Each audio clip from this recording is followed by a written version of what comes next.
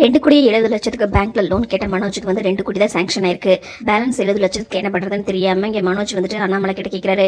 அப்பா எனக்கு சொத்தை பிரிச்சு கொடுங்கப்பா அப்படின்னு சொல்லி கேட்கவும் இது வீட்டுல எல்லாரும் பாத்தீங்கன்னா பயங்கர அதிர்ச்சியாக்குறாங்க. அப்ப அண்ணாமலை என்னடா திடீர்னு இப்படி வந்து கேட்கிற அப்படின்னு சொல்லவும் வேற வழி இல்லப்பா, நீங்க பேசாம வந்துட்டு அந்த வீட்டை வித்துட்டு எனக்கு அதுல வர பங்கு எனக்கு கொடுங்க அப்படின்னு சொல்லி கேட்கவும் அப்ப அண்ணாமலை வந்துட்டு இந்த விஷயத்துல வந்துட்டு நான் மட்டும் முடிவெடுக்க முடியாது, ஏன்னா அவங்க அப்பா வந்துட்டு விஜயாக்கு கொடுத்த வீடு, அதனால அவகிட்ட நீ கேட்டுக்கோ அப்படின்னு சொல்றாங்க.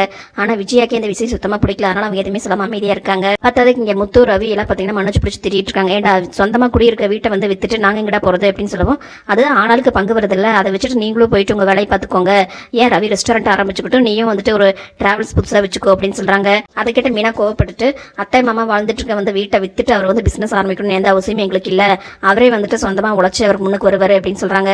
உடனே ரோஹிணி வந்துட்டு எதுக்கு மீனா நீங்க ரொம்ப ஓவரா பேசுறீங்க, மனோஜ் சொல்றதுல என்ன தப்பு இருக்கு, மனோஜ் அங்கிளோட பையன் தானே, அப்படி இருக்கும்போது சொத்துல பங்கு கேட்கறதுக்கு அவருக்கு உரிமை இருக்குதானே, அப்புறம் எதுக்கு உங்க வீட்டுக்காரர் இந்த மாதிரி பேசுறாரு அப்படின்னு சொல்லவும் எங்க அதே தான் நானும் சொல்றேன், அந்த வீட்டுல வந்துட்டு ரவிக்கும் அவருக்கும் பங்கு இருக்குது, அப்படி இருக்கும்போது பேசுறதுக்கு அவங்களுக்கு எல்லா உரிமையும் இருக்கு அப்படின்னு சொல்றாங்க. அவ மனோஜ் வந்துட்டுப்பா அதெல்லாம் விடுங்கப்பா, நீங்க என்னப்பா சொல்றீங்க அப்படிங்க, நான் தான் சொல்லிட்டு உங்க அம்மாட்ட கேட்டுக்கோ அப்படின்னு சொல்றாங்க. அப்ப விஜயா இருந்துட்டு இல்லடா எங்க அப்பா கொடுத்த வீடு, அதனால என்னால வந்துட்டு இந்த வீட்டை வைக்க முடியாதுன்னு சொல்லிடுறாங்க.